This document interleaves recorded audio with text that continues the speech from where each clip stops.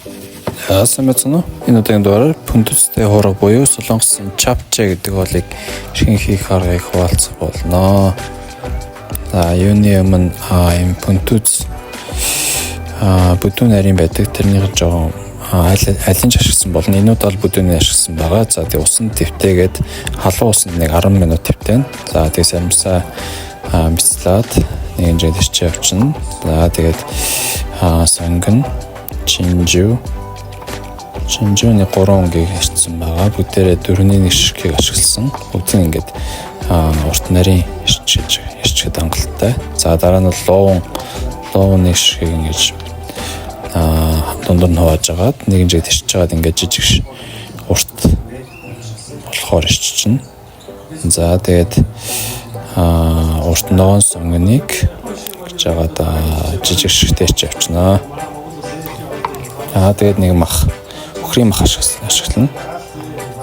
За тэгээд сайхан зөөлөн шүүмс эднэргүү мах ашиглах зүгээр. За хайрлын дагуу сайтар халууж агаад сарамс болон тос хийгээд сайтар халаачна. За тэгээд пүндэс 10 минут усны дараа бол уснаас усын шүүгээд авчна. За тэгээд сонгоно хийгээд сайтар хуурж агаад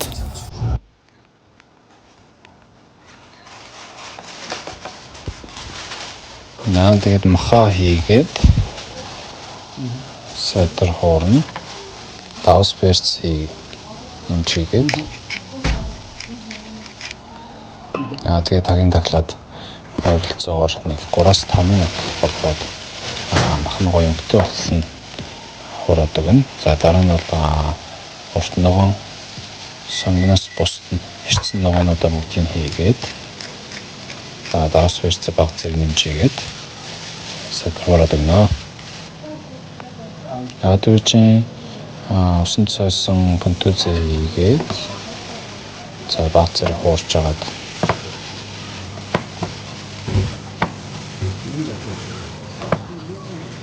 сой сос ойролцоогоор нэг 2 халбыг хийчихнэ.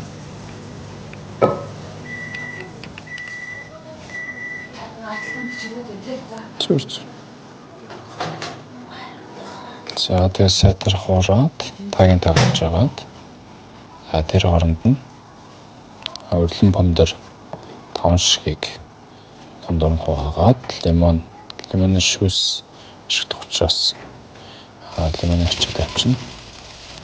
За сайхан ууранд нь болгосон пүндэс тавиуран дээрээ помидор хийгээд бүлгэгийн сос баг зэрэг тийчихнэ. За дээрээс нь алюминий цуу нэг халбаг сайтар хуурж агаад лимоны шүүсээ хийчихнэ.